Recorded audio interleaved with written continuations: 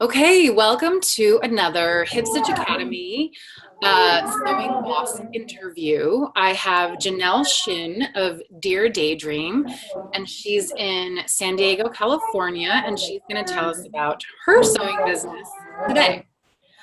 Thanks for coming on and chatting with me, Janelle. Yeah, I of really course. appreciate it. I Um, appreciate your time. yeah, tell me about your business, Dear Daydream. Where, Uh, like, go ahead. okay. So I estimate it's a very fledgling business. But the name was actually something I thought of back when right before I started fashion school. So I had the idea that I really love to sew, and I'd like to find a way of making that part of my career. But right now, can you hear me okay? Yeah, there seems to be a lot of talking behind you. I can hear that. Okay. I'm so No, sorry. it's okay. Don't worry about it. I can hear you more than that. It's all good. Okay. Okay. Yeah, they should be wrapping up soon. But I'll just tell you about what I'm doing right now. Right Yeah. now, I'm teaching kids some homeschooling, some private lessons, and I also work for a nonprofit that does enrichment classes after school. So I bet I'm just helping kids to sew. Okay. And I think one reason why this is a service that my city needs is because my cousin's kids just ran by. Don't even Um, worry about it. but it's a but the schools in San Diego no longer have home economics or even sewing classes. Uh-huh. So it's actually something that a lot of parents and kids have expressed an interest in learning. I just took on a new client, and the daughter is 11, and she's an aspiring fashion designer. So I'm actually really excited to use what I know about sewing and pattern making and design development to help her realize her dreams because Yeah. her mom admittedly doesn't have a lot of sewing experience, and she said, I don't want to her aspirations to be limited by my ability to teach myself to sew. Yeah. So I actually find that's where my role has been, just kind of help that if kids have an interest, I just help them learn how to sew, and we'll see where that'll take them because I have this I have this idea that a little bit of sewing experience is important for everyone to have. Like, you don't have to be a fashion designer, but if you can hem your pants or sew a button, these are all skills that are really good to have. So Yeah. yeah, just helping people discover their inner sewist, as I like to say. Yeah. Yeah, and I think as sewing teachers, we're in a really good place, like you're saying, because it's almost like generationally. Um, I think I'm older than you, so maybe my generation and maybe even one before, there wasn't a lot of focus on sewing. It's almost like people really, they weren't doing it, and it's going away in home ec. And because of that, so many people want their kids to learn how to sew. Do you find that where you are? Yeah, a lot of there is like a generational leap. It's like a lot of the kids I meet, they say, "Oh yeah, my grandma taught me to do a little Right. bit." The moms say like, "Yeah, I don't know very much. I might have a sewing machine that I don't know how to use." Right. But yeah, I am finding a lot of people realize it's a skill that it is starting to like kind of fizzle generationally, and I'm glad that there's some people who see that we shouldn't let that happen. I mean, I have a friend who learned how to sew a couple years ago, and we talk to each other and like we can't let the home sewing industry die. I find that I have a lot of I guess international sewing friends. I think that sewing is such a strong thing in other countries like Australia, the UK. Yeah. I think it's easy to find an in-person community for sewing in those countries. Maybe it's just who I happen to follow, but yeah, I've tried to find more sewing people in San Diego. They're out there. I'm finding them slowly, but Well, slowly. it's good. Yeah, the internet makes it a little bit. It's funny because the internet allows you to find people even in your area, right? It's like Yeah, you kind of have to yeah, find them that way, right? yeah, exactly. Um, well, so I think you mentioned that you're at one of the places that you teach sewing classes. So, um, is it a place specifically for teaching sewing, or they teach a lot of different other things and you happen to teach sewing? What's the situation like where you teach? What's the studio like? So this particular studio is it's considered like a kids club. So there's a lot of different activities available for the kids, and the owner of this organization started with martial arts. So that is like at the forefront, martial arts, specifically jujitsu. The owner is actually my cousin, so that's why. Oh, awesome. Okay. Yeah, so she actually permits me to use the space. Wow. At no rental fee. So it was a good way for me to get started. Yeah. My first sewing students are actually her kids. So great. yeah. So and I have some others that have added on since then. But so what I really wanted to do for this kids club was to really pad out their arts and crafts activities, because I think that creativity is such an important skill to foster in kids. And I really kind of breaks my heart a little bit when I meet adults who say, "Oh, I'm not creative." Right. But like Van Gogh said, every child is an artist. We just have to encourage it to come out in some way. And some of them I find art and sewing isn't their thing. But we kind of like, the more you hang out with someone, then you can see how else they might express themselves. And encouraging that expression, I think, is really important. Yeah. Yeah, it's funny because I think a lot of kids too, it's like maybe they're not great at painting, or they're not, a natural drawer. Like all the things I definitely I was artistic, I guess, but yeah, I didn't have this strong passion for like art, but I was always great, at doing things with my hands and crafty things. And I meet so many kids that are like that, they just like to make things, and I think that's definitely an art form in itself, don't you think? Yeah, I think so. And like, I really believe encouraging that exploration is important, because I think a lot of the times I meet kids or even adults who feel like, school just wasn't for me. And I think it's because they just didn't hit upon that thing that really got that flame of inspiration going. So it wasn't that they were a bad student. It's just that they weren't able to really pursue something that let them, like I said, express themselves in a way that made sense to them. So yeah, like I think that there's different kinds of learners, different kinds of strengths, and we should just help people really develop those. Yeah. So you went to fashion school, you said. Did you go to learn fashion design, or was it more of like a fashion business degree? What's your background? So I tell people that I actually have a 4-year degree in psychology from a local university. Uh-huh. And my mom said, "I know that you kind of like design and fashion, but get a 4-year degree first. Then you can do whatever you want afterwards." So after I graduated, I said, okay, I'm going to go to fashion school now. So I got a 2-year degree in fashion design with an emphasis in pattern making. Uh-huh.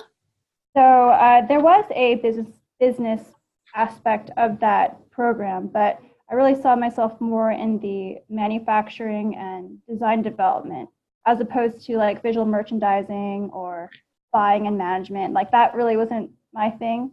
Mm-hmm. So I really was interested in learning about the engineering of apparel. Mm-hmm. So that's what my background is in. And my first job in the industry was actually as a designer pattern maker for a startup kids apparel manufacturer. So that was a really good experience. But I did find that it was just challenging working for small entrepreneurial firms that were led by people who didn't really have the fashion background, and it was kind of a struggle here and there. Yeah.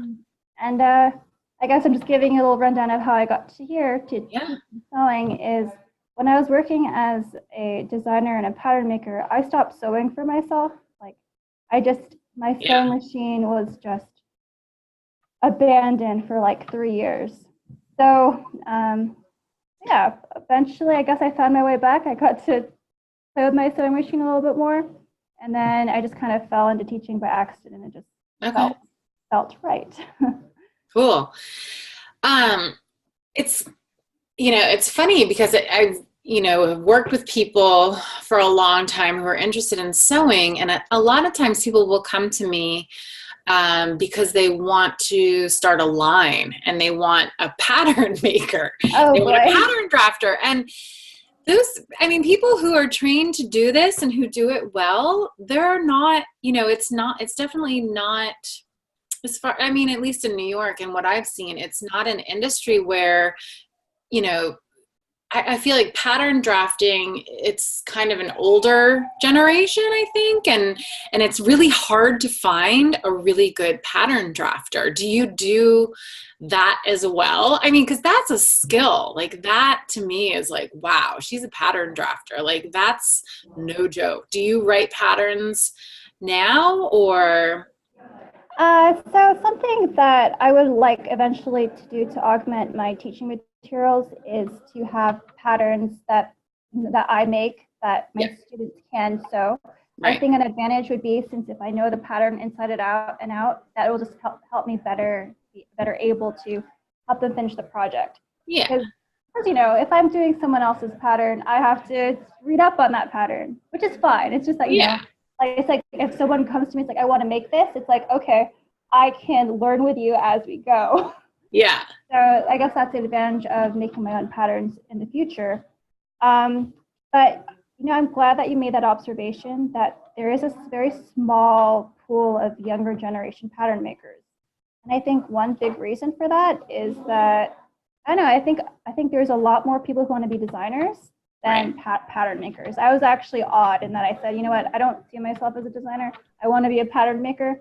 Right. I was one of my peers who made that decision while in school. Yeah. But yeah, pattern making is hard. It requires a lot of attention to detail. You have to be willing to constantly learn.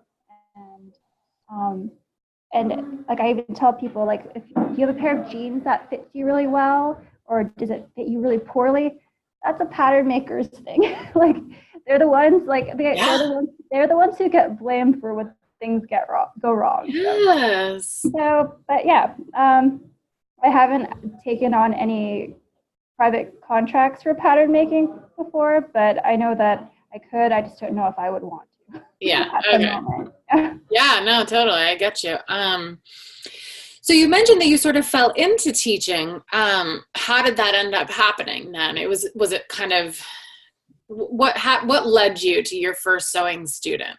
So as I mentioned, my cousin's kids are actually my first sewing students. And I don't know, she just offhand mentioned that she was starting a kids organization that was really focusing on enrichment and recreational activities. And she mentioned that, there'd be like arts and crafts and sewing. So it's like, oh, maybe I could teach your sewing classes. So that's how that started. And that was about maybe a year ago when we first had that conversation. And I've been teaching regularly for like I think the past 6 months. So yeah. Okay, great. And so do you offer like a set class at the studio that like other kids can come and do, or do you do more one-on-one, like lesson kind of? So I actually have just started taking on private lessons. So, but before that, I do have a reoccurring Wednesday class. I call it our Stitch Club. And really, it's just a 1 hour meeting. And the last couple of weeks, we were working on hand embroidering their names on like a square. Uh-huh. And then after that, we chose like a fabric back for that pillow, and they sewed up the pillow and stuffed it and did some hand sewing to finish it up. And that's been the project for, just a class that is open to anyone, as long as I have some notice, I can prepare the materials. Yeah. Our next project for this class is, I think we're going to do some hand sewing, probably a little unicorn plush. Uh-huh. So that's probably our next project. And so that's the thing that I have just available to whoever wants to show up.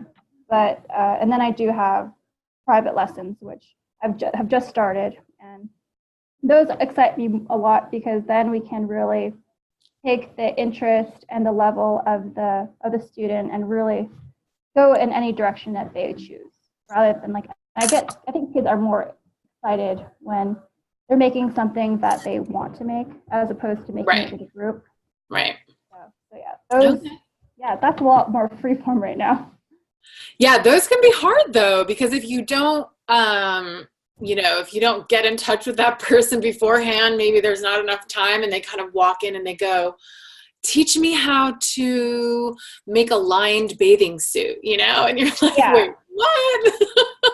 Yeah, so for sure, like I'm trying to really emphasize this whole idea of, we have to learn to walk before we can run. Like we need to Yes. master the basics, learn the straight stitch, have control over machines, and then we can go crazier once Yeah. we have the basics down. Like I see this with adults too. I think you teach a lot of adults. Uh-huh. We probably do a third adults and two-thirds kids. Yeah. Yeah, so I find with adults, they're the ones who really want to Yeah. say, like, I want to make a That's what ball I'm talking about. gown. And I'm Totally. thinking, and I think with kids, they're a lot more understanding. And when I Right. say, no, no, we're going to make a very simple tote bag Yes. first, but yeah. Yes. Yeah, exactly. It's definitely the adults that are like, I'm gonna, whatever it is. And then, and you still have to have that same talk. And it is a little bit harder just to help them understand. But usually, once you get them kind of sewing and making their first thing, they start to like I'll teach a hem class and people are like, at the end of the hem class, they're like, wow, so that's why the tailor charges $25 to hem, a pair of jeans, because it's not easy. There's a lot that goes into sewing and people just don't realize until they actually do it, right? It's actually, I like when there's that big aha moment with everybody. Like, yeah, when they realize, like, oh, that is why this and this and this. And like, oh, that's harder than I thought. And like, people would ask me for years, they'd ask, I want to learn how to sew. Can you teach me? And at the time, I wasn't teaching, and I was thinking, YouTube is very useful because until I went to fashion school, I was mostly self-taught. Uh-huh. Like, Yeah. so whenever anyone asks me, like, oh, can you teach me? I always think like, I have to think back, like, how did I learn? No one taught me until I took like a class in high school where I learned how to make a pair of pajama pants, a pillowcase with a zipper, and I learned how to use a commercial pattern. Yeah. But before that, I was already sewing. I was already making clothes before that. I just learned how to do it right. Right. And I took that class. So yeah, you can teach yourself so much, and then you can have someone help refine your skills. And that's how my education was. But yeah, it takes time. I tell people it takes a lot of time. It does. It's like, learning an instrument, right? It's like you can't just show up at your sewing lesson once a week for 4 weeks and be like, hey, look what I've done. Yeah, it requires practicing and making things and remaking things. And yeah. Yeah. All right. So do you consider yourself, is this what you're doing as your main job right now? You consider yourself like an entrepreneur and this is like your gig, or, are you eventually going to get there? Or do you think this is never going to be my full-time thing? Like what's your situation right now? So this is what I do. I guess I have a part-time assistant job for another entrepreneur. She's an artist. So we actually get to bond on the whole, like, we really want to live a creative life. Like, so we get to bond on that. But yeah, as far as my revenue streams, this is it. Like I said, I work for that nonprofit educational enrichment program. So teach with them. And then I also have my own students. I set my schedule like that. I actually am waiting to hear back from grad school to do a marriage and family therapy program. Oh, wow. So, I mean, psychology is something that, I studied back in the day, and I know that I still do have like a passion for it. And I find that as an educator, I find that it's not just about what you're teaching. It really is about helping foster other soft skills in your students, like this idea of like kindness and compassion to yourself and others, like really helping them to like find some self-acceptance, like understanding that right now I might not be the best, but I will get better, like helping build perseverance. I guess like I try to see sewing as more than just making things. I like really try to almost see it as a form of therapy, but I won't actually tell kids that it is therapy, But if I talk to other sewists, they say, yeah, sewing is like therapy to me. Totally. And So. people say that about coming to class at my studio. Not necessarily kids, because they Yeah. don't get that, but adults Yeah. will say, oh, this is better than therapy, or this is my like me time. Do Yeah. you think that you are considering going back to school for this as a result of, the kids that you've taught in sewing? I find it's all very interrelated. I Yeah. mean, when I start dreaming really big, I think about like, I would like to have a nonprofit sewing school one day. Like that would give kids the opportunity to learn to sew. Because something I am experiencing is for the educational enrichment programs I teach, they're based in very specific parts of my city.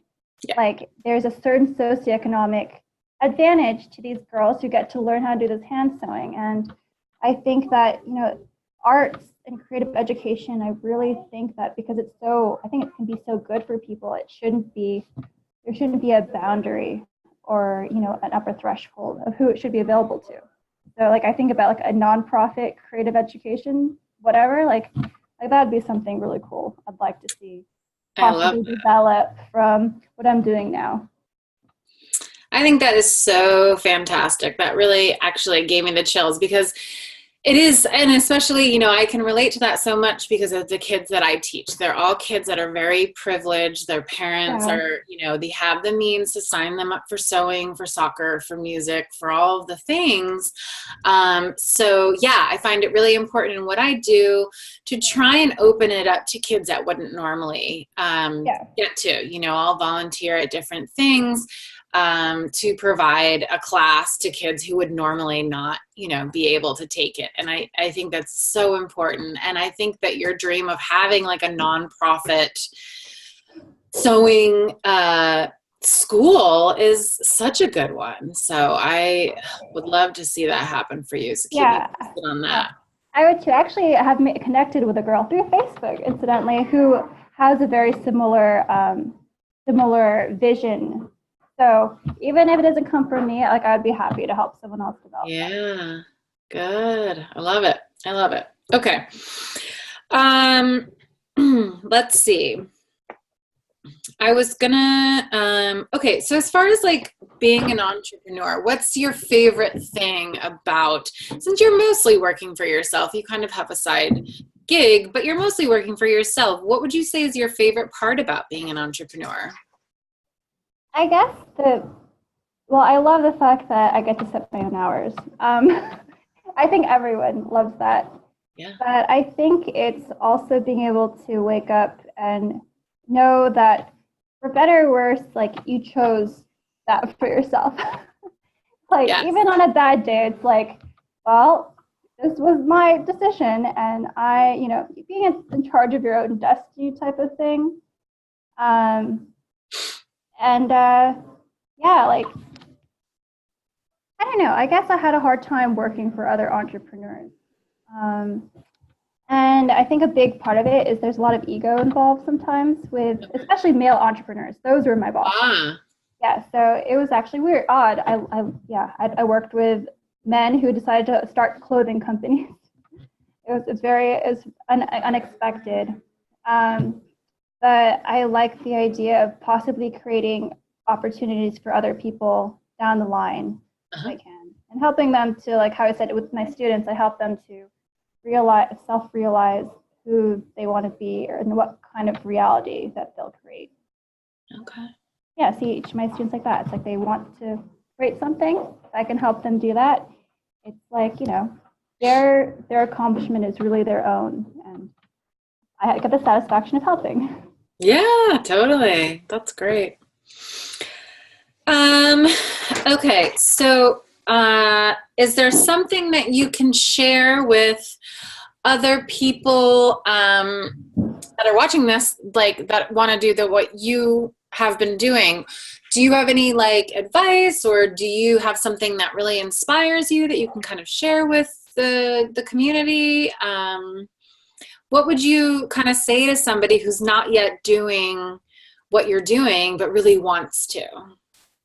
I think I probably read this from some of your materials because I have that your free project.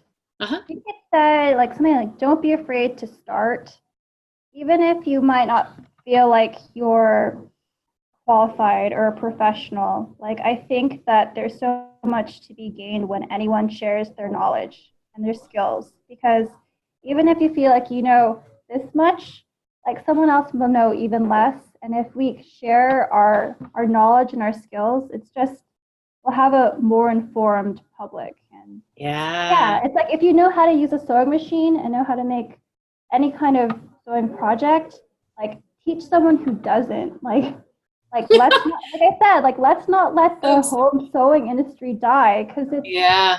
yeah, it's it's part of a lot of our heritage and our cult and our traditions. Like my grandmother was a prolific seamstress, recreational, but yeah, every like I can tell my dad and his sister are very proud of the fact that I sew. Like Yeah. if they like like you get that from your grandma, and it makes me Yeah. really happy to see her legacy live in me. Aw, that's Yeah, nice. yeah, just teach what you know. That's what I think is a good thing. It Yeah, it encourages you to learn too. totally. Totally. It's just all about sharing your knowledge, right? Mhm. Um, well, thank you so much. This has been so good. I love what you're doing, and you have such a feel good, um, vibe about you. You're just kind of out there and you're going to help people, and I think that you're really going to make a difference. So I'm so excited that you talked with me today. I really appreciate it, and keep in touch. Yeah, I will most definitely, and I'll probably keep in touch. Well, I like seeing what you're doing. It gives me ideas too. Oh, good. I'm glad. I'm so glad. All right. Well, take care. I hope it's nice and sunny where you are. Yeah, I was gonna tell you to stay warm. Just hang in there. Spring is around the corner. Oh, I hope so.